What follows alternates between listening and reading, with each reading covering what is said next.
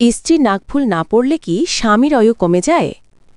আমাদের দেশে এরকম ধারণা প্রচলিত আছে যে বিয়ের পর মেয়েরা চুড়ি নাকফুল না পড়লে অমঙ্গল আয়, স্বামীর ক্ষতি হয় বা আয়ু কমে যায়। তাই বিয়ের পরে স্ত্রীর সবসময় চুড়ি ও নাকফুল পরে থাকা বাধ্যতামূলক মনে করা হয়।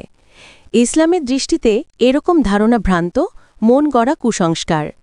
কারও এরকম বিশ্বাস থাকলে তা পরিত্যাগ করা আবশ্যক। আল্লাহ তাআলা প্রত্যেকের আয়ু নির্দিষ্ট করে রেখেছেন। নির্ধারিত সময়ের আগে বা পরে কারও মৃত্যু হবে না। আল্লাহ তাআলা বলেন, কোনো প্রাণী আল্লাহর অনুমতি ছাড়া মারা যায় না, তা নির্দিষ্টভাবে লিখিত আছে। আর যে দুনিয়ার প্রতিদান চায় আমি তা থেকে তাকে দিয়ে দেই, আর যে আখেরাতের বিনিময় চায় আমি তা থেকে তাকেও দেই, এবং আমি অচিরেই কৃতজ্ঞদের প্রতিদান দেব। সূরা আলে ইমরান ১৪৫। আর ইসলামে নারীদের জন্য চুড়ি নাকফুল পরা জরুরি নয়, না পরা গুনাহের তাজও নয়। তাই চুড়ি বা নাকফুল না পরার কারণে রিজিক বা আয়ুতে বরকত কমে যাওয়ারও কোনো কারণ নেই। ইসলামে নারীদের জন্য চুড়ি, নাকফুল, কানের দুল, গলার হার বা চেইন ইত্যাদি অলঙ্কার পরিধান করা জায়েজ।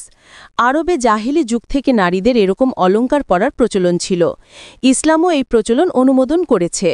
নবীজি নারীদের অলঙ্কার পরিধান করতে নিষেধ করেননি। আবদুল্লাহ ইবনে আব্বাস রাদিয়াল্লাহু বর্ণনা করেন, নবীজি এক ঈদের দিন বের হলেন এবং 2 রাকাত নামাজ পড়লেন। আগে পরে কোনো নামাজ পড়লেন না। তারপর বেলালকে সঙ্গে নিয়ে নারীদের কাছে গেলেন, তাদেরকে উপদেশবাণী শোনালেন এবং সৎকা করতে উৎসাহ দিলেন। তখন নারীরা তাদের কানের দুল ও হাতের চুড়ি খুলে দিতে লাগলেন। সহিহ বুখারী ১৪৩১। এই হাদিস থেকে বোঝা যায় নারী সাহাবীরা কানে দুল ও হাতে চুড়ি পরতেন। নবীজি তা অনুমোদন করেছেন।